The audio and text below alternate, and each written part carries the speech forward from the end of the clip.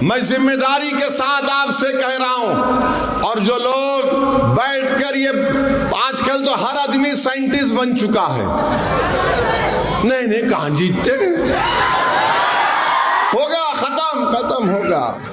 मैं बिहार गया तो बिहार में मेरे को एक साहब आके बोले, अरे साहब आप इतनी दूर से 1500 किलोमीटर से आ गए, कुछ नहीं होने वाला यहां पर तो बस हम लोग गठबंधन। मैं बोला सुन लो हजरत, मैं यहां पर 10 साल से आ रहा हूं और आता रहूंगा। बोले क्यों आएंगे आप? मेला मेरी बाप की जागीर है, आपको तकलीफ हो रही? अरे नहीं, माहौल कुछ और है। मैंने कहा सुनो, तूफान का रुख मोड़ने का हुनर हम जानते,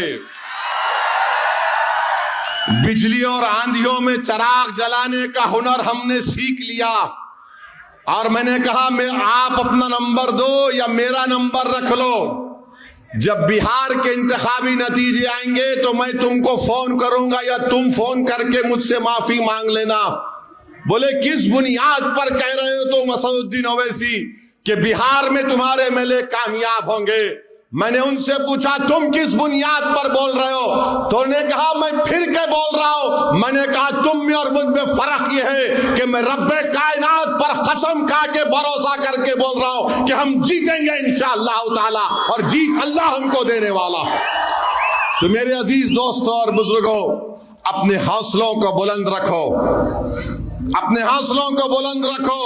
यकीनन ये हुकूमत फिरका परस्ती को फरोग दे रही है, यकीनन ये हुकूमत नफरत को बढ़ावा दे रही है, यकीनन ये हुकूमत हमारे मजहबी तशक्कुस को खत्म करना चाहती है। मगर याद रखो, जमीन व आसमान का खालिक अल्लाह है। ये लोग जो आज इख्तिदार की कुर्सी पर बैठे हैं, चाहे नरेंद्र मोदी या देवेंद्र फडणवीस हो, नौजवानों घर को जाओ, खजूर निकालो, खजूर की गुटली पर एक पर होता है, वो उसके भी मालिक नहीं है, याद रखो।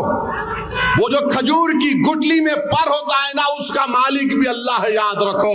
तो अल्लाह से अपने रिश्ते को मजबूत रखो और अपने फैसलों पर भरोसा रखो, कॉन्फिडेंट रहो कि हम कामयाब होंगे इंशाअल्लाह ताला।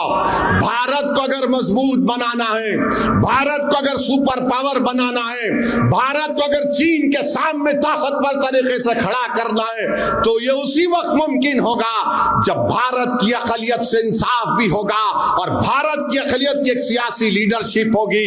याद रखो, ये वतन हमारा भी है, ये वतन हमारा भी है। यहां पर हम कोई किराएदार नहीं है, यहां पर हम कोई सेकंड क्लास सिटीजन नहीं है। अगर 2-3 लोगों को मार कर डर बैठाने की कोशिश की जा रही है, तो फिर तुम क्या जवाब दोगे उन अजीम हस्तियों का जिन्होंने इस दीन की सरबुलंदी के लिए अपना सब कुछ कुर्बान कर दिया? मेरी माँ और बहनों, डर को अपने करीब आने मत दो, क्योंकि जिस दीन से तुम और हम वाबस्ता हो, उस दीन की अजमत के लिए, उस दीन की कामयाबी के लिए सबसे पहले अगर किसी ने शहादत दी तो उसका नाम हजरत सुमैया था, एक खातून थी। तुम जिस दीन से वाबस्ता हो, उन्हीं लोगों ने अंग्रेजों की गुलामी से इस मुल्क को आजाद कराने के लिए बहुत बड़ा रोल अदा किया।